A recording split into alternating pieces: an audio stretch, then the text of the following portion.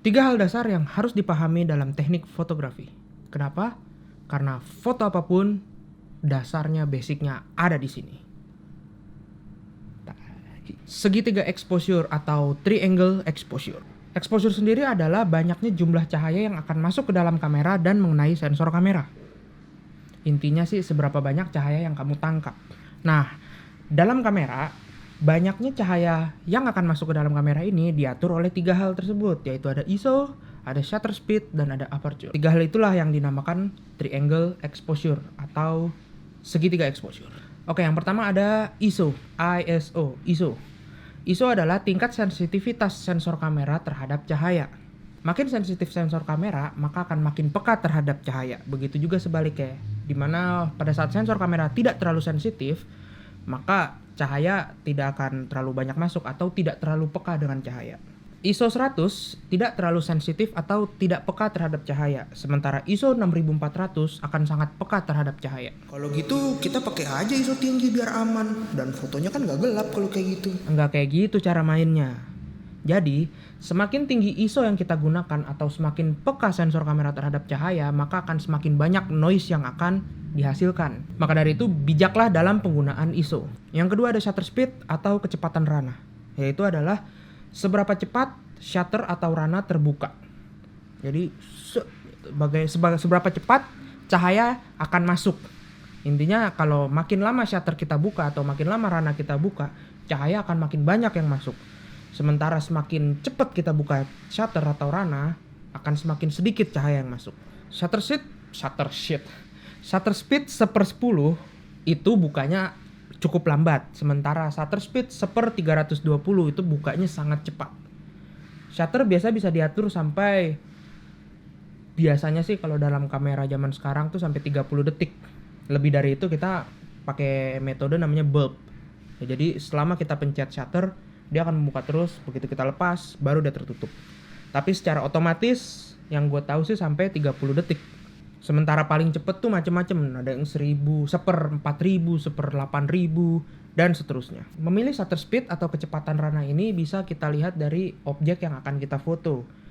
Contohnya, apakah objek itu bergerak cepat seperti MotoGP atau foto orang berlari, orang naik sepeda, atau foto itu hanya diam di tempat di atas meja seperti misalkan kopi atau vas bunga, still life seperti itu bisa kita atur dengan shutter speed cepat atau lambat.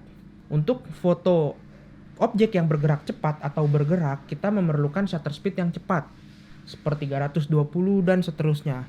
Sementara untuk memotret objek yang diam, itu kita bisa menggunakan shutter speed yang agak lambat 1/60 dan ke bawahnya. Tapi perlu diperhatikan bahwasanya kita memegang kamera pun bisa menjadi kayak kendala juga, apakah kita megang bisa still terutama untuk shutter lambat ya. Karena pergerakan dalam memegang kamera pun akan berpengaruh dengan gambar yang dihasilkan kalau shutter kita terlalu lambat. Maka dari itu ada teknologi yang namanya tripod.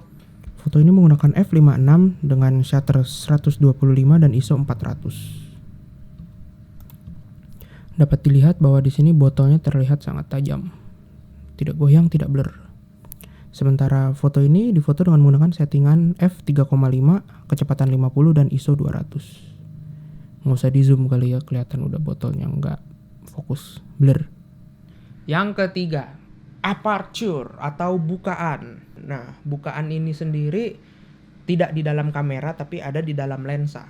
Aperture besar atau aperture kecil. F besar atau F kecil. F1,8 memiliki bukaan yang besar, sementara F16 memiliki bukaan yang sangat kecil. Jadi, angka adalah kebalikan dari besar kecilnya aperture atau bukaan. 1,8 angkanya kecil tapi bukaannya sangat besar. Sementara 16, 22 itu angkanya besar tapi bukaannya kecil. Pada aperture atau bukaan yang besar atau lebar, besar ya, bukaan yang besar itu mempengaruhi depth of field yang sempit, ruang ketajaman yang sempit. Sementara F16 atau bukaan yang kecil itu depth of field-nya akan lebih lebar atau jauh lebih lebar daripada F1,8.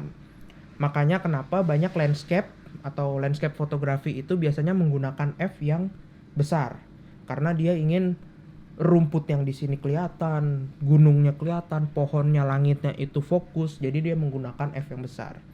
Sementara untuk menciptakan foto bokeh atau blur di belakangnya itu menggunakan f yang besar, angkanya kecil, f 1,8, depth of field-nya atau ruang ketajamannya, sehingga dapat menciptakan efek blur di belakang, background, dan di depan. Depth of field itu adalah ruang ketajaman, jadi jarak antara fokus terdekat oleh kamera dan terjauh oleh kamera. Jadi kalau misalkan badan gue di sini fokus, tangan gue di sini tidak fokus, dan tangan gue di sini tidak fokus. Mana tuh? Nih. Jadi di manakah depth of field-nya? Kemungkinan kalau gue pakai di f2 berarti yang fokus dari mata turun ke hati. Tai. Dari mata mungkin hanya sampai sekitar kuping ke belakang sedikit nih. Sini nih udah mulai agak nggak fokus mungkin. Kemudian foto ini difoto menggunakan f2, kecepatan atau shutter 1/200 dengan ISO 200. Bisa dilihat botol yang fokus hanya botol yang ada di tengah. Sementara foto ini difoto dengan menggunakan f16, shutter 1/50 dengan ISO 1600. Kelihatan botolnya hampir semua botol fokus. Terlihat jelas. Jadi itu dia tadi penjelasan gue tentang segitiga exposure atau triangle exposure, di mana ini menjadi dasar atau basic lah ya, dasar ya. Ini adalah dasar dalam pengambilan gambar atau foto atau video menggunakan kamera. Segitiga exposure. Kenapa nggak disebut 3 hal aja sih? Kenapa disebut segitiga? Ini sih menurut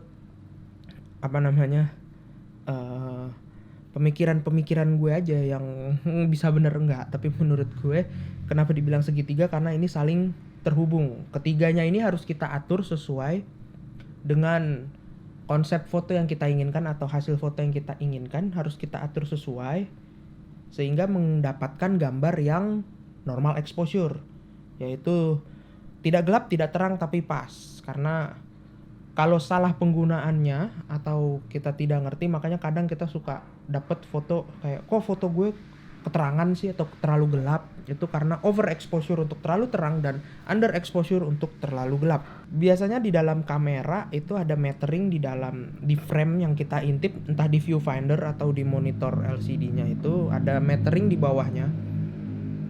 Ada metering di bawahnya yang memperlihatkan angka 0, 1, 2, 3 dan 0, minus 1, minus 2, minus 3. Itulah yang dinamakan exposure. Jadi kalau jarum yang berjalan di antaranya itu berada di titik 0, itu normal exposure-nya, pas, nggak gelap, nggak terang. Tapi kalau berada di angka 1, 2, atau 3 itu over, terlalu terang, atau berada di bawah. Minus 1, minus 2, minus 3 itu terlalu minus 1, minus 2, minus 3 itu terlalu gelap. Segitiga exposure ini bisa membuat foto atau video kamu terlalu terang atau terlalu gelap. Overexposure atau underexposure. Dimana kalau kita menginginkan foto dengan shutter cepat, mungkin kita mesti menyeimbangkan antara aperture dan ISO-nya mesti kita seimbangkan.